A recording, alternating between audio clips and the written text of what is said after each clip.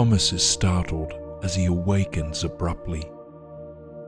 He had nearly dozed off, his head having fallen backwards to rest on the wall behind him. Thomas looks around and notices that he is not the only one. All around him, early morning workers are catching a few more moments of sleep before arriving at their destinations, though no one else seems to have awoken at that moment. Must be one of those hypnotic jerks, he thinks. Perhaps I hadn't even fallen asleep at all. Thomas's daily commute is a particularly long one.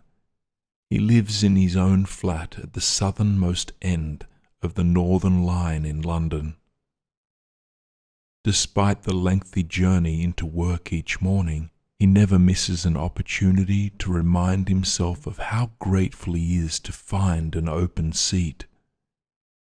He is always one of the first on the train. Perhaps, he thinks, the distance is worth the seated journey in. Thomas thinks about the place he is whizzing off to at the early hour in the day. He is a program manager for a small but well-respected software development company based in London. He has worked there for nearly 8 years, having started there when he first finished his studies. He enjoys the company of the people he works with and has a good working relationship with his boss. But something in Thomas's gut contracts each time he thinks about walking into the office.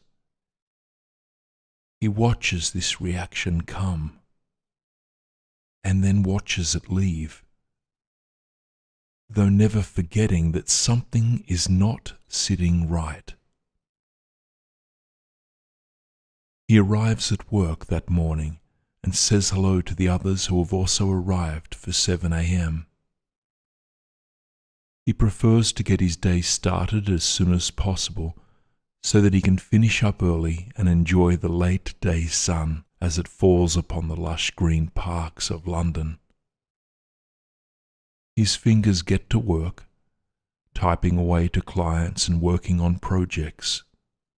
Sometimes, usually when afternoon rolls around and the others have not yet returned from lunch, he takes a break from software to do some research on places he might like to visit. Japan, Australia, Peru, Greece. But on this particular morning he is focused. He's busy working on a new project for a startup company based in Athens. As he types away, his boss gently interrupts him with a proposal. "Thomas, I've been thinking," she says. "I'd really love for us to get to know the team in Athens on a personal level. I'd like to send you over there to meet our clients and to put a face to our name. There really is potential here for a long and strong relationship." For the first time in a long time, Thomas beams and his heart flutters. A smile stretched from ear to ear. His boss, Louisa, takes this as a yes, I'd love to. He'll spend 5 days in the city with plenty of time for both work and a bit of exploration. Thomas's mother is Greek, having grown up just outside of Athens many moons ago. She moved to England when she was quite young, returning only a few times since then. Thomas himself has never been, but has always felt a strong yearning in his bones to return to the place of his ancestors. Life has simply gotten too busy, he thinks, but he knows this is no excuse. Thomas returns home that night and begins packing immediately. He is not due to leave until the end of the week, but struggles to contain his excitement He calls his mother and father to tell them. They are both delighted. He rests in bed that night, looking out his window to the stars and the sky. The moon is nearly full, illuminating the city and the surrounding lands below. Planes pass by as flashing lights that effortlessly float across the universe. Soon, he thinks, I will be inside one of these vessels.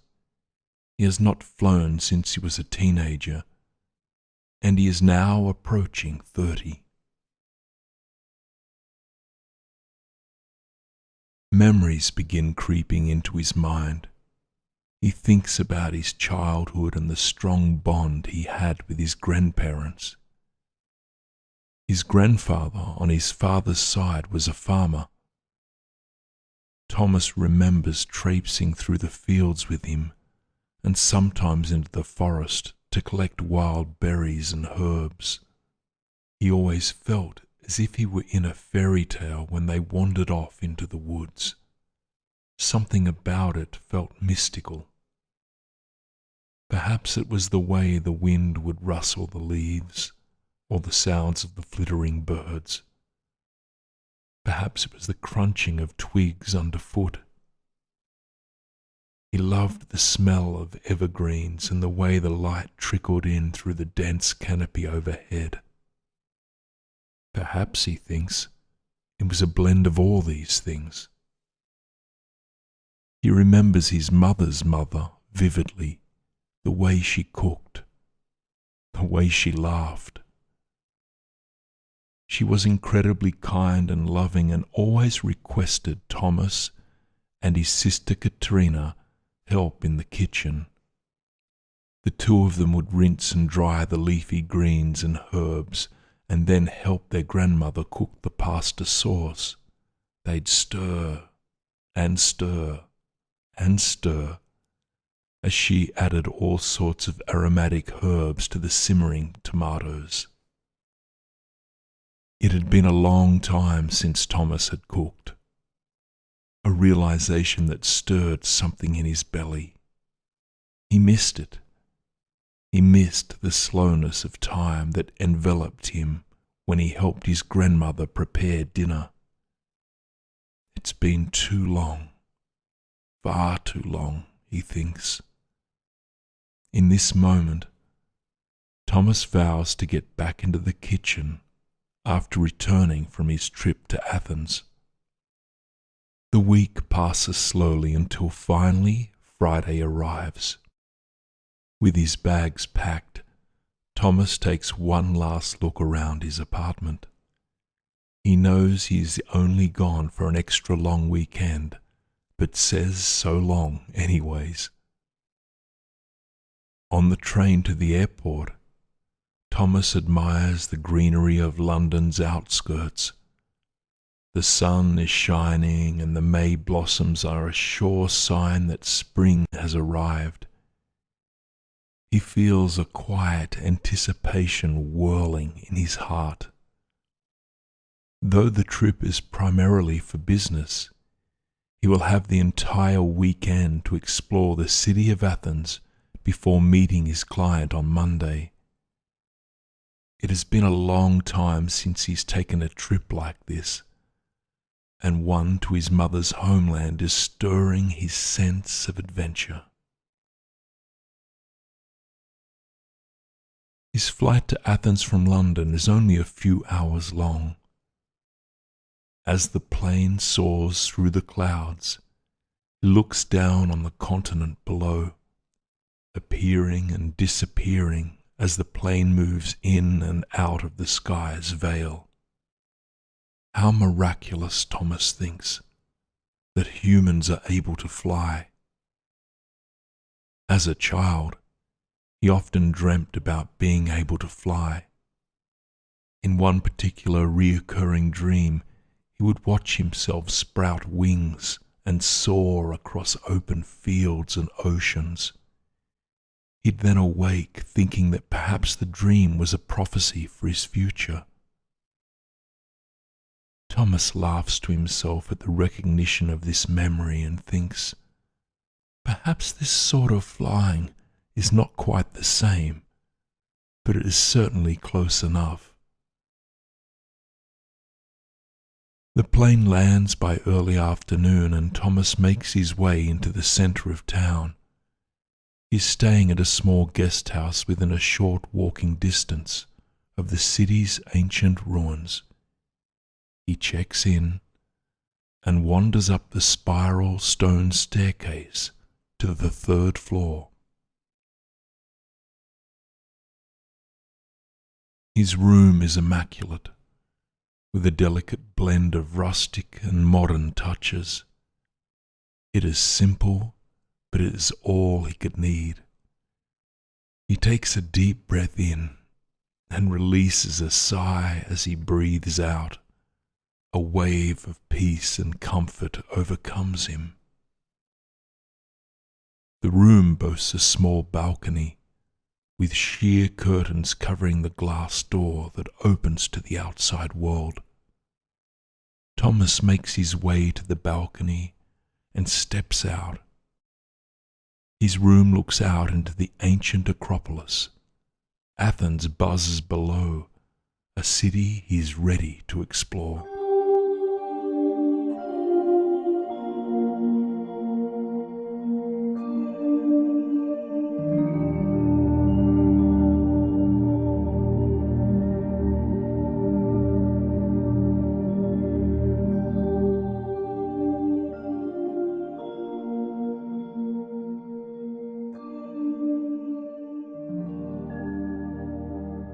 Thomas wanders through the narrow streets and alleys, through markets, and along winding roads that are lined with trees. With no map, he feels entirely lost, and yet with no concerns in the world. He is taking the unknown road, allowing it to unfold as he goes, step by step. He takes a few set of stairs and wanders along cobblestone pathways until he reaches the foot of the Acropolis. Staring up at this ancient fortress, Thomas feels for a moment as if he has wandered back in time. He wonders what it would have been like to live in ancient Greece. Countless myths come to mind as he recalls some of the stories his grandmother used to tell. He remembers it all feeling so very otherworldly, like the way being at the foot of the Acropolis feels to him now. He pays his admission and ventures in, finding his breath having gone missing for just a few moments as he enters.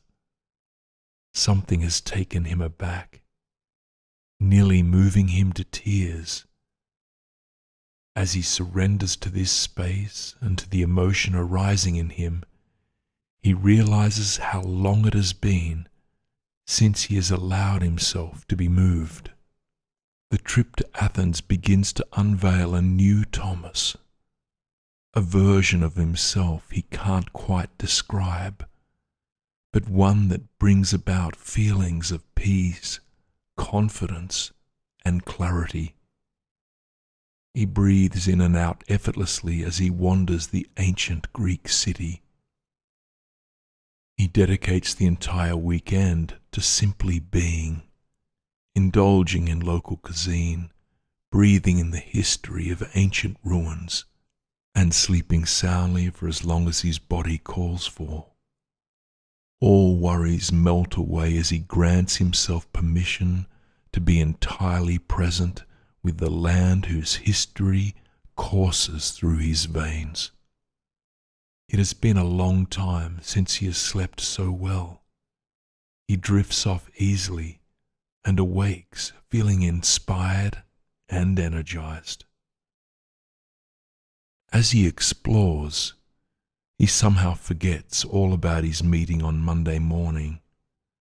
But still, when the morning arrives, he packs his computer and heads to the start-up small office in the centre of town. He meets with Sam, the company's founder, and is introduced to the team he's been working with virtually over the past month. They talk about all things tech for what feels like hours, while Thomas's heart is elsewhere. The meeting wraps up and Sam thanks him greatly for coming all the way to Athens to see what the company is like on the ground level. Thomas smiles, thanks him in return, and heads back to his hotel for the final evening. A mixture of emotions brews inside of him, but he struggles to put his finger on what his heart is calling for. On his final night in the city, Thomas sits on his balcony, overlooking the ruins and the rest of the city. The air is warm and the sky is clear. Not a cloud covers the sky. The moon, now waxing, still casts a strong glow across the earth's surface below. Thomas gazes up at it, feeling a vaguely familiar connection to the stars and the moon. Many years ago, Thomas recalls being by the sea with his parents and his sister. Each summer they would pack up the car and drive to a small bed and breakfast in the southwest tip of England. Days during these long summer weekends were slow. Time was spent walking along the beach or wandering nearby towns and villages. Evenings were early, but Thomas remembers that on some warm nights his father would prepare hot chocolate and fill a couple of thermoses to the brim. The entire family would sit beneath the stars, pointing out the few constellations they knew, at the same time sipping the sweet summer treat out of their travel mugs. Now, Thomas feels nostalgia washing over him. Nostalgia for the days when he had fewer worries and was more connected to the natural world around him. He stares up at the moon, now in Athens, feeling a wave of peace and comfort come over him. As if it were a lullaby, the moon overtakes him, offering a sense that it is now time to rest his body. It is now time to let his body sleep for the night. He makes his way to his bed and dozes off, swiftly and soundly. Thomas returns to London the next day. Over the next few days he feels a strong longing for something, though he's not quite sure for what. He has a clear sense that it has something to do with his trip to Athens. He misses the way that adventure made him feel. It was as though a part of him was coming up to the surface, coming back to his conscious awareness. He senses that something is calling for his attention, but he's not quite sure what to make of it, or what exactly it is saying. Thomas struggles to focus on his work over the coming weeks. The voice is growing, but he is starting to fear it. He wonders if it would have been easier had he never gone to Athens at all. He knows that something is in him now is questioning the life he is living, but it feels too frightening to listen more closely to that voice. But it appears he has no choice. The whispers become louder and louder, until finally becoming clear and confident. Get back to the roots, it whispers with courage. Get back to the roots. Though he's not quite sure where the path will lead him, he knows one thing for certain. He must leave his job and return to the place that inspired him. He must return to the country that changed things. fear brews in his belly. He is not one for taking risks, preferring to take pathways that are safe and well lit. But he knows that he needs to jump. He knows that now is the time to take a risk. His future self, whoever that may be, is depending on it. By the end of the week, Thomas resigns, spending the next 2 weeks tying up loose ends and passing projects on to other team members. He prepares himself for the unknown. He thinks back to a quote by Lord Byron that he first heard some time ago. It reads, "There is pleasure in the pathless woods." By divine grace, his sister returns to London from the United States and offers to take over his apartment while he ventures back to the land their ancestors come from. Unsure of where he is going, Thomas closes his eyes and places his finger on a map of Greece, islands included, to decide which road to take. It lands on a faraway island in the Aegean Sea, on the small, remote island of Carpathos. He books flights to reach this unknown land and packs his bags. Though he is not sure how long he will be gone for, he knows it will be a few months. He's ready to reset entirely, not quite knowing what that means. He finds a small guest house online, offering long-term accommodation, and books 2 months to start. It sounds tranquil, being located high up in the mountains in a small village, and with plenty of gardens around the property. It sounds just like what he's looking for.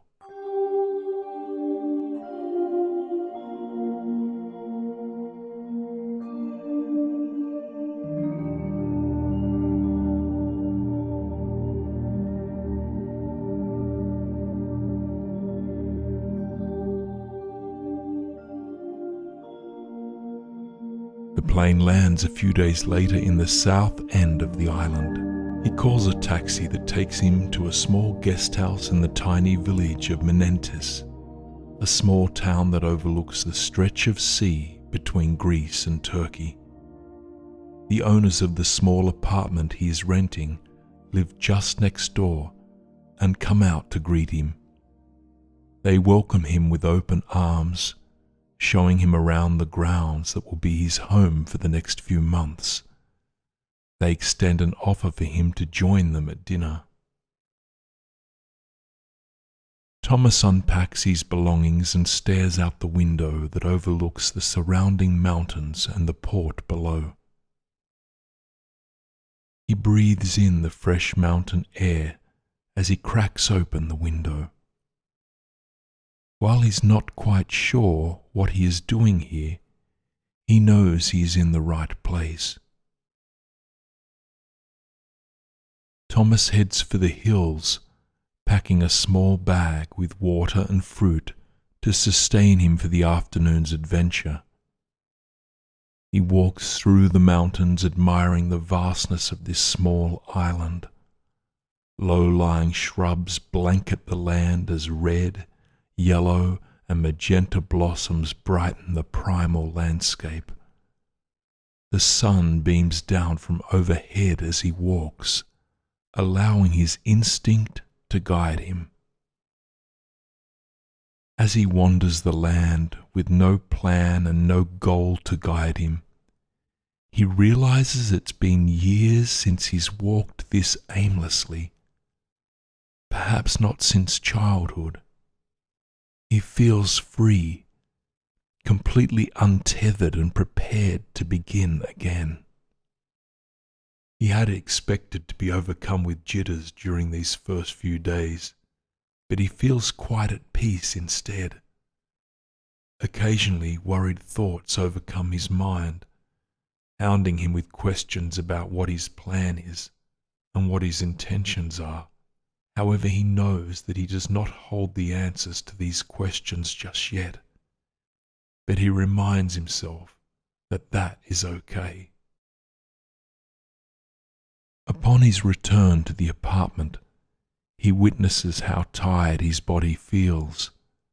He finds Maria and George, the owners of the guest house, and politely asks if he might join them the following night for dinner instead, as he's feeling tired from the day's activity.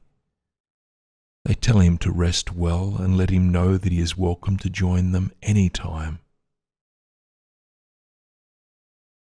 Thomas slips quietly into bed and falls swiftly into a deep, deep sleep. That night, he dreams he is an astronaut, floating far away in outer space, looking down at the world and realizing how small it really is. From way out in the galaxy, the Earth feels like a very small home. He realizes it is just one planet amongst millions of other floating bodies in the universe. The dream brings him a sense of wonder, inspiration, and a newfound appreciation for the earth he lives on, and for the life that courses through his body. From way up here, he can see that the earth is a home amongst other homes, and in the dream he thinks, "Wow, what a beautiful home I ended up living in." He awakens the next morning, feeling the clarity of the dream still with him, and in honor of the earth, he decides to walk yet again. As he walks, he connects with the earth through each step he takes. In some ways, Thomas feels as if he is a baby learning to walk for the first time. He has never given much thought to the ground beneath his feet, but now he feels deeply connected to the land that supports him. After some time, he reaches a secluded beach where he nestles himself into the warm sand. He revels at the way the sand seems to wrap itself around his body as he nestles in. Staring out at the ocean, he is reminded of the dream and of how the earth revolves around as one complete unit. In his bones, he now knows that he and everything around him lives and breathes together as a single organism. He breathes in the ocean air, feeling more and more settled in his body and in his surroundings. That afternoon, Thomas returns to the guest house, feeling more energized and connected to himself and to the land. He makes his way to the second building on the property, to the home occupied by Maria and George. They are getting ready for dinner by chopping herbs, rolling small pieces of pasta, and preparing fava to spread on their home-baked bread. He watches how intuitively their hands work with the food they are preparing and offers to help. "I won't be as quick as you," he warns them, to which they reply, "Speed is not a desirable factor in our kitchen. If anything, we like when things move slowly." Thomas is reminded of how things moved in his grandmother's kitchen and feels right at home. Over the next few days, Maria and George teach Thomas how to prepare local delicacies using herbs and produce them from the land. He learns to make dolmadas, wrapping vine leaves around herbed rice. Along the way it dawns on him, he has lost himself entirely to the kitchen, lost to the state of flow. His hands begin to work with the food and he prepares more effortlessly and intuitively. Thomas is reminded of how much joy real food brings him, from seed to stomach. One night, during his first week, he has another vivid dream. This time, however, he is in an open meadow beneath a large awning. Wooden tables are lined up beneath the canopy and are adorned with lace tablecloths and freshly picked flowers. Small twinkling lights line the edges of the awning as dusk falls. His loved ones make their way to the table. Thomas stands at the head of the table and passes down dish after dish of food he has prepared for his friends and family. The group feasts, laughing and whispering beneath the midsummer night sky, savouring the head chef's succulent creations. In the morning he awakes, knowing exactly what he is here for. He thinks about the voice that came to him just a few weeks ago that whispered, "Get back to the roots." And suddenly it becomes clear. The roots he was meant to rediscover were not only the roots that connected him to Greece, but also those that permeate the land. He wants to know the earth through food.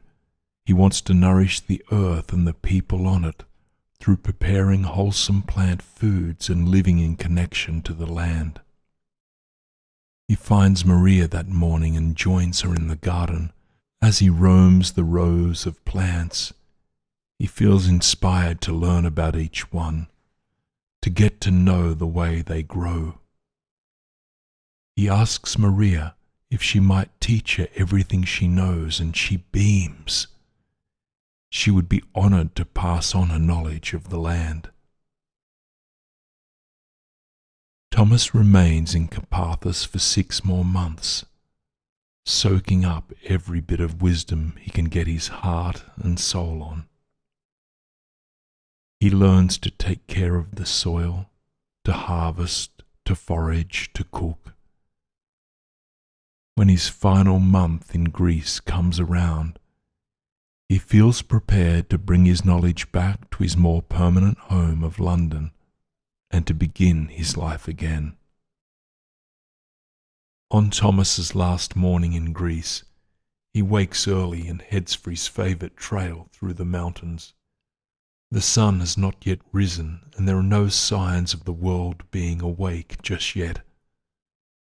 Thomas walks until finally he reaches a small cave that looks over the sea. He nestles himself in as he watches the sun rise from the horizon. Sitting here in awe of the landscape, the old Thomas barely recognizes the new one. But the new one knows the old Thomas well. It is the Thomas he was born out of. As he watches the sun turn from black to purple to gold, Thomas thanks the land for bringing him home. He is grateful for having returned to Greece, but more importantly perhaps, he is blessed for having returned to himself. He thanks whatever higher self within him helped him to take the unknown leap that he would soon come to know would change his life forever.